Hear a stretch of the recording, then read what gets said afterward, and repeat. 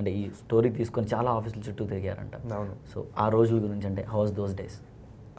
ఇప్పుడు ఆలోచిస్తుంటే అదంతా కూడా ఒక పార్ట్ ఆఫ్ ద జర్నీ అని అనిపిస్తుందండి. అంటే ఒక ఎక్స్పీరియన్స్ గెయిన్ చేశాననేసి అనిపిస్తుంది తప్పితే అదేదో కష్టపడ్డాను అండ్ చాలామంది బాధ పెట్టారు అనే ఫీలింగ్ ఏం కలగట్లేదు నాకు ప్రస్తుతానికైతే. ఎందుకంటే రామ్మోహన్ గారి ద్వారా దగ్గర వర్క్ చేసినప్పుడు ఆయన రామ్ కామ్ చేయాలి, ఎందుకంటే మార్కెట్ ఓపెన్ ఉంటుంది రామ్ కామ్కి అన్నారు. అలాగే లక్ష్మీ మంచు గారి దగ్గర I work for almost few months. So వెళ్ళినప్పుడు కూడా నాకు I was only thinking of అంటే ఆమె దగ్గర నేర్చుకున్న ప్రాసెస్ చాలా ఎక్కువ ఉందన్నమాట. So I did not feel that they was an obstacle. ఎక్కడ కానీ ఒక ఆబ్స్టికల్ ఉంది, ఇక్కడ టైం వేస్ట్ అవుతుంది అని ఎప్పుడు అనిపించలేదు. I was always like a fish out of water. ఏదో ఒక గోల్ రీచ్ అవ్వాలనుకున్నాను తప్పితే ఇప్పుడు చూసుకుంటే కూడా I don't think of it as time waste. ఎందుకంటే అదంతా యాడ్ అయ్యి ఇలా ఒక స్టైల్ క్రియేట్ అయింది, సినిమాకి ఒక ఎక్స్పీరియన్స్ యాడ్ అయింది అని అనుకుంటున్నాను నేను. సో మంచు లక్ష్మి గారి దగ్గర వర్క్ చేశాను చెప్పారు.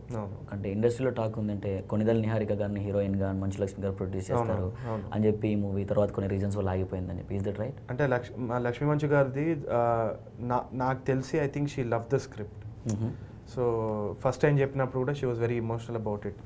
అండ్ చాలాసార్లు we had rehearsals, actually scene by scene narration కూడా జరిగింది. అప్పుడు she wanted the film to take shape in a big way. కాకపోతే ఆమె కమిట్మెంట్స్కి నాకున్న షెడ్యూల్కి అప్పుడు నాన్నగారు చనిపోయారనమాట 2015లో. సో అప్పుడు I couldn't wait for any longer. నాకు చాలా ప్రెషర్స్ ఉన్నింది. Even now it's still settling down. కాకపోతే ఆ టైంలో she was very aggressive that the film becomes big, ఒక పెద్ద cinema అవ్వాలనేసి.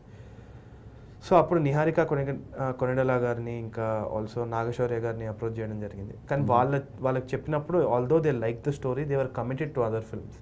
Because of time lines అది కుదరలేదు. కాకపోతే ఇనిషియలీ నిహారిక గారికే